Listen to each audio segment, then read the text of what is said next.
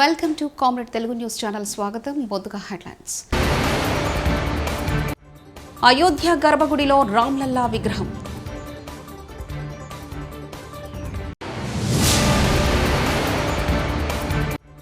ఆనాటి రామన్న రాజ్యాన్ని తిరిగి సాధించుకుందాం చంద్రబాబు.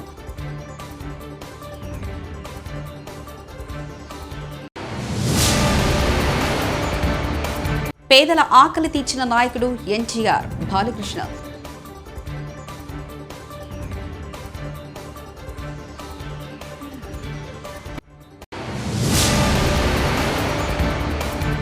శివాలయాన్ని శుభ్రం చేసిన ఎంపీ బండి సంజయ్.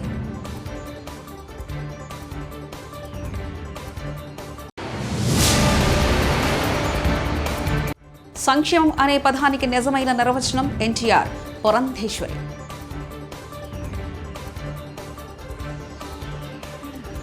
ఈ నెల 22న జరగనున్న ప్రాణ ప్రతిష్టాపన కార్యక్రమానికి ముందు కీలక ఘటన చోటు చేసుకుంది.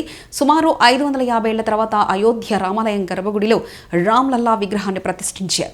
వేద మంత్రోచ్చారణ, జై శ్రీరామ్ నినాదం మధ్య గురువారం ఈ కార్యక్రమం వైభవోపేతంగా జరిగింది. మైసూరుకు చెందిన శిల్ప కళాకారుడు అరుణ్ యోగిరాజ్ చెక్కిన 51 ఇంచుల రామ్లల్లా విగ్రహాన్ని గర్భగుడిలో ఉంచారు. కాగా గురువారం వేకువజామున విగ్రహాన్ని ఆలయంలోకి తీసుకొచ్చారు. ఓ ట్రక్ ద్వారా తరలించి ఆ తర్వాత క్రెయిన్ సాయంతో గర్భగుడిలోకి చేర్చారు. పాకిస్తాన్లోని బలూచిస్తాన్లో ఉన్న మిలిటరీ స్థావరాలపై ఇరాన్ డ్రోన్ క్షిపణులతో విరుచుకుపడిన విషయం తెలిసిందే.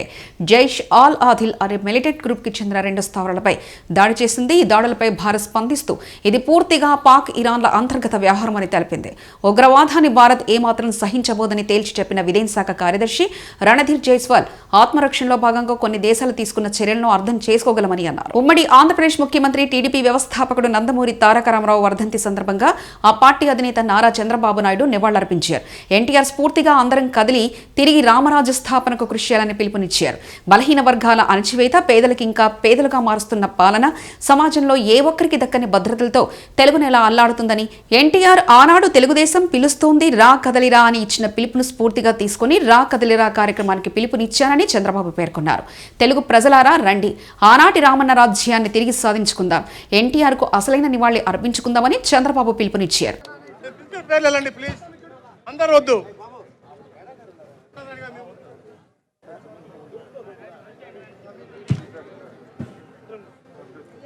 ఎన్టీఆర్ అంటే నవరసాలకు అలంకారం, నవయువతకు మార్గదర్శకమని ప్రముఖ సినీ నటుడు ఎమ్మెల్యే నందమూరి బాలకృష్ణ అన్నారు.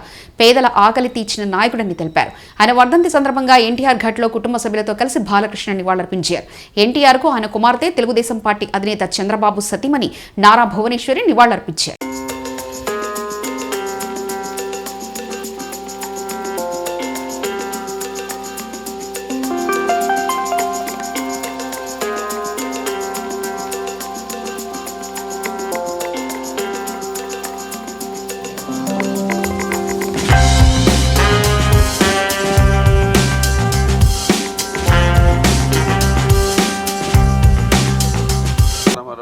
అలాగే పార్టీ వ్యవస్థాపకులు ఆయన ఈ 28వ వర్ధంతి సందర్భంగా అందరికడికి ఆయన ఘాట్కి నివాళులు అర్పించడానికి ఇక్కడికి రావడం జరిగింది. భూమి మీద ఎందరో పుడతారు గెడతారు కానీ అందరూ మహానుభావులు కాలేరు. ఒక మనిషి మహోన్నత విద్యాపథంలోకి నడవాలంటే, అత్యున్నత శిఖరాలకు నడవాలంటే సత్సంకల్పం కావాలి, అక్కడ దీక్ష పొనాలి, నీ దారిలో నువ్వు నడవాలి. కొందరు పుడతారు పరమార్థం కోసం, ఏదో సమాజాన్ని ఉద్ధరించడం కోసం, అంటే వాళ్ళకి చావు పుట్టుకలతో సంబంధం ఉండదు. సో ఎన్టీఆర్ అంటే ఒక నటనకు నిర్వచనం, ఎన్టీఆర్ అంటే నవరసాలకు ఒక అలంకారం, ఎన్టీఆర్ అంటే ఆయన నటన ఒక విశ్వాధ్యానం, ఎన్టీఆర్ అంటే ఒక నవ శకానికి ఆరంభ మంత్రం, ఎన్టీఆర్ అంటే నవజాతికి ఆయన మార్గదర్శకం, ఎన్టీఆర్ అంటే నానా జాతులకు దైవ సమానం. అలాగే ఎన్టీఆర్ అంటే నవ యువతకు ఒక మార్గదర్శకం, అలాగే రక్తాన్ని మరిగేలా చేసే ఒక అగ్నికణం. ఆయన నడిచిన మార్గమే భగవద్గీతలో సాగిన ఒక జీవన విధానం. అందుకే ఆయన నిరంతరం ప్రజల గుండెల్లో శాశ్వతంగా సజీవంగా మిగిలిపోయిన నిత్యాభిమాన భూషణుడయ్యాడు. నిండు గుండెల్లో చిరస్థాయిగా నిలిచిపోయే నిత్యామృతాన్ని తాగిన ఒక దేవుడిలా మారాడు. మరణమే లేని చిరస్మరణీయ మహనీయుడు అనిపించుకున్నాడు ఆయన. అలాగే ఎవరు అంత ఘనంగా జీవించలేని ఒక మహనీయమైన జన్మను పొందాడు. అయోధ్య రాముని అక్షంతల పంపిణీ కార్యక్రమాన్ని రాజకీయం చేయడం సరికాదని భాజపా జాతీయ కార్యదర్శి కరీంనగర్ ఎంపీ బండి సంజయ్ అన్నారు. ప్రధాని మోదీ పిలుపు మేరకు ఆలయాల స్వచ్ఛత కార్యక్రమంలో భాగంగా కరీంనగర్లోని రామాలయం, శివాలయాన్ని బండి సంజయ్ గురువారం శుభ్రం చేశారు.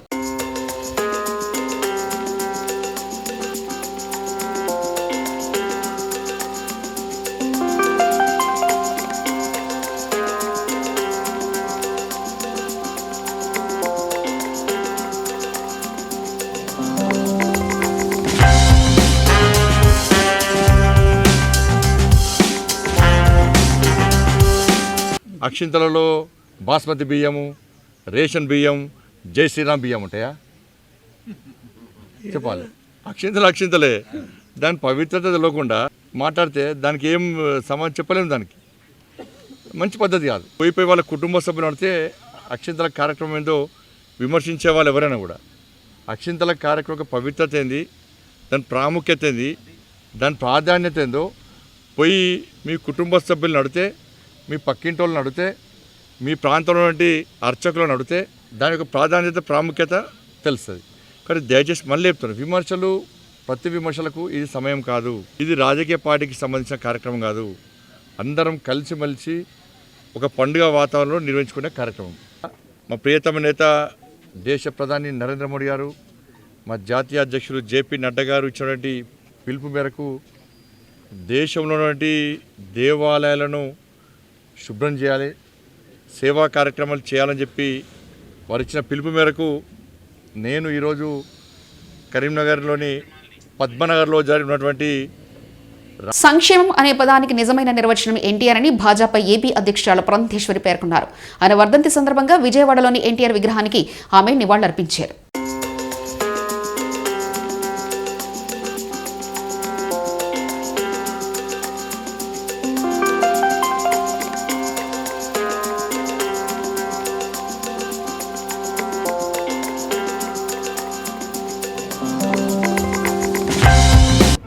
అందరి కళ్ళ ముందు కూడా సాక్షాత్కరించేది ఆ నందమూరి తారక రాముని రూపమే. అది మాత్రమే కాకుండా చిరంజీవులు లాంటి సినిమాల్లో ఎవరూ కూడా సాహసించినటువంటి పాత్రలు వారు పోషించి నటించి అని చెప్పి నేను ఇందాక అన్నట్లుగా తెలుగు కళామ తల్లి ముద్దు బిడ్డగా ఆ కళామ తల్లి ఆశీర్వాదాలు అందుకున్నటువంటి వారు. అది మాత్రమే కాకుండా వారు ప్రజా జీవితంలోకి వచ్చిన పిమ్మట సంక్షేమం అన్న పదానికి నిజమైన నిర్వచనం పలికినటువంటి వారు నందమూరి తారక రామారావు గారు. అన్నదో జలదశ్చైవ ఆతురస్య చికిత్సక త్రయస్తే స్వర్గ మాయాంతి వినా యజ్ఞేన భారత అన్నారు మన పెద్దలు. అంటే ఆకలితో ఉన్నవారికి పట్టెడు అన్నం పెట్టినా, దాహంతో ఉన్న వారి దాహార్తిని తీర్చిన అటువంటి వారికి స్వర్గద్వారాలు ఎల్లప్పుడూ తెరిచే ఉంటాయి అని చెప్పి పెద్దలు చెప్పినటువంటి మాట. వారు ముఖ్యమంత్రి అయినటువంటి సందర్భంలో ఆకలితో అలమటిస్తున్నటువంటి ఎందరో పేదలకి 2 రూపాయలకే కిలో బియ్యాన్ని ప్రవేశపెట్టి దాహార్తితో అలమటిస్తున్నటువంటి రాయలసీమకి హంద్రీనీవా, గాలేరు నగరి, తెలుగు గంగ వంటి ప్రాజెక్టులు అందించి అక్కడ స్వర్గీయ శ్రీ నందమూరి తారక రామారావు గారి వర్ధంతి సందర్భంగా మంగళగిరి నియోజకవర్గం టీడీపీ కార్యాలయం ఎంఎస్ఎస్ భవన్లో ఎన్టీఆర్ విగ్రహానికి పూలమాలలు వేసి నివాళులర్పించిన టీడీపీ జాతీయ ప్రధాన కార్యదర్శి నారా లోకేష్. అనంతరం మాజీ మంత్రి స్వర్గీయ ఎంఎస్ఎస్ కోటేశ్వరరావు గారి విగ్రహానికి పూలమాలలు వేసి నివాళులర్పించారు. ఈ కార్యక్రమంలో మంగళగిరి నియోజకవర్గ సమన్వయకర్త నందం అబద్దయ్య పాల్గొన్నారు.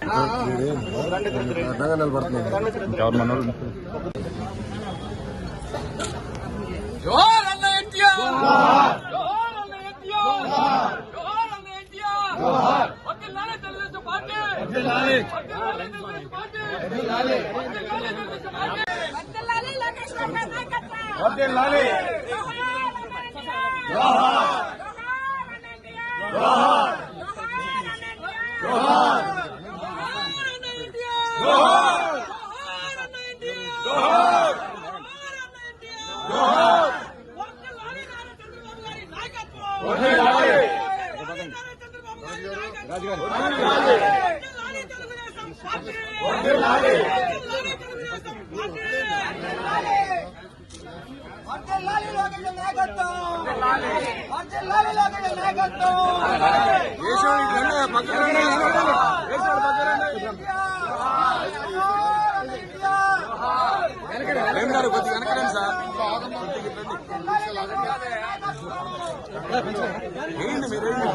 మీరు వేసారు కదా, అయిపోతే కొద్ది పక్క వస్తుంది, వేస్తాం కదా.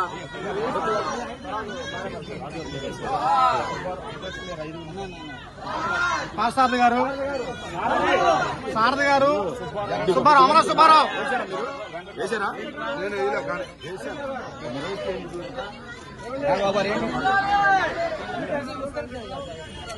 పార్సాది గారు, సుబ్బారావు గారు,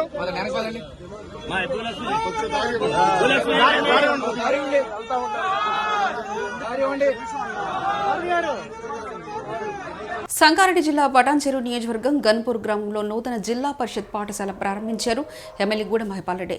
ఈ సందర్భంగా CSR నిధులు 4.50 లక్షలతో నిర్మించిన ఈ పాఠశాల ఎంతో బాగుంది. గ్రాండ్ ఫార్మా సంస్థ సౌజన్యంతో ఈ భవనం నిర్మించడం జరిగిందని అన్నారు.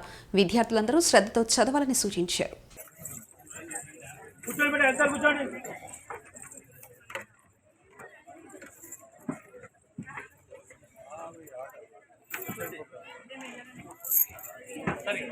ఫార్మా యజమాన్యానికి రఘురామ్ గారికి నేను శిరస్సు వంచి నమస్కరించుకుంటూ ధన్యవాదాలు తెలియస్తాము. ఎందుకంటే మన దగ్గర గవర్నమెంట్ పాఠశాలలు ఉన్నా ప్రైవేట్ పాఠశాలలు కొన్ని ఉన్నాయి. దీనికి ఈ పాఠశాలలు ఇటువంటి చాలా మన నియోజకవర్గంలో 10 సంఖ్యలో 20 సంఖ్యలో కట్టడం జరిగింది. చాలా 90%, 80% కట్టడం జరిగింది. ఇండస్ట్రీ వాళ్ళతోని, బిల్డర్ వాళ్ళతోని చాలా మంది సహకారం తీసుకొని ఇటువంటి dining hall, kitchen, science lab, మిగతా ల్యాబులన్నీ, రూమ్స్ అన్ని ఇవన్నీ చక్కగా ఫ్యాన్స్, కరెంటు, ఫర్నిచర్ ప్రైవేట్ పాఠశాలలో లేదు సుమా. మీరు జాగ్రత్తగా చదువుకోవాలి. నేను HM గారిని, ఈ పాఠశాల ఉపాధ్యాయులను కోరుతా ఉన్నా, పేరెంట్స్ మీటింగ్ పెట్టండి. పేరెంట్స్ మీటింగ్ పెట్టి డబల్ స్ట్రెంత్ కావాలి, రిజల్ట్ రావాలి. మీ సర్వీస్లో ఎక్కడైనా ఉంటే ప్రైవేట్ పాఠశాల ధీటుగా ఉందా లేదా చెప్పాలి. మీరు ప్రైవేట్ పాఠశాలలు చాలా ఉన్నాయి, చూసినాను ఒకసారి. నారాయణ చైతన్య లాంటి కాలేజీ పాఠశాలలు కూడా లేవని చెప్తా ఉన్నా.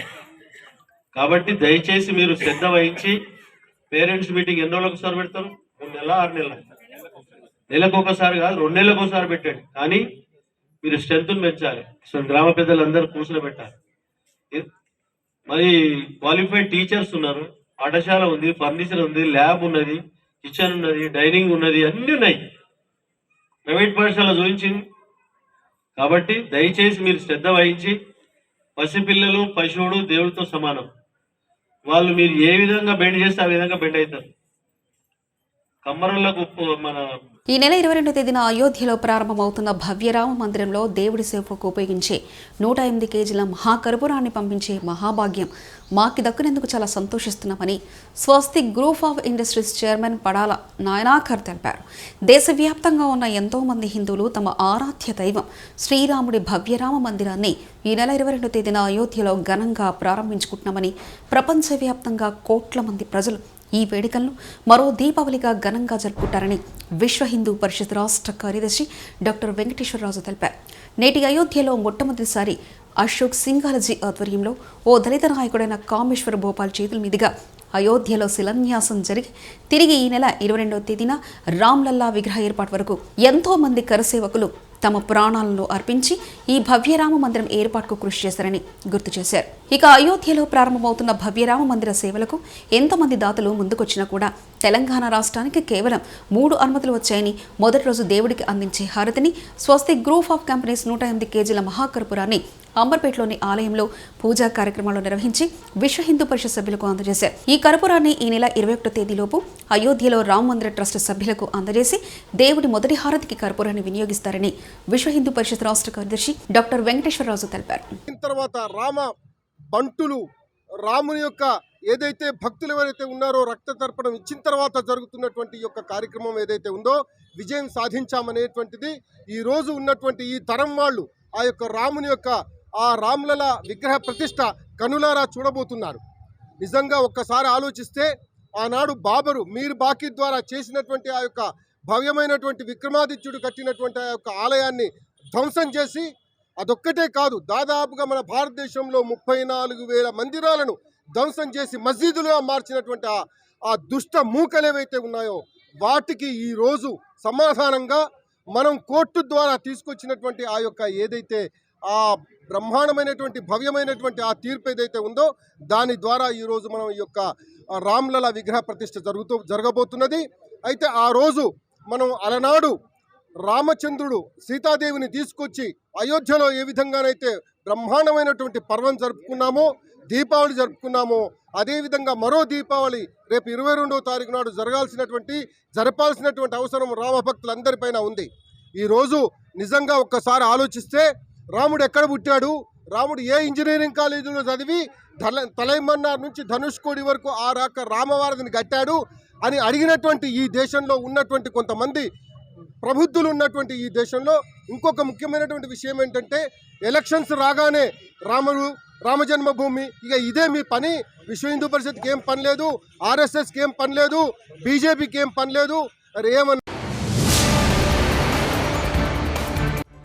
అయోధ్య గర్భగుడిలో రామ్లల్లా విగ్రహం.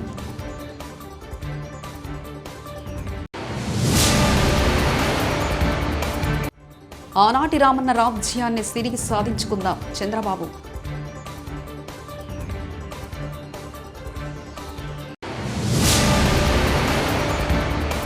పేదల ఆకలి తీర్చిన నాయకుడు ఎన్టీఆర్. బాలకృష్ణ.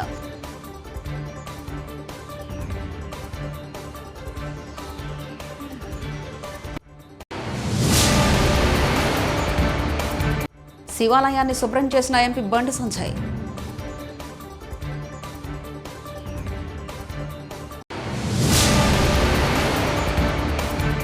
సంక్షేమం అనే పదానికి నిజమైన నిర్వచనం ఎన్టీఆర్. పురంధేశ్వరి.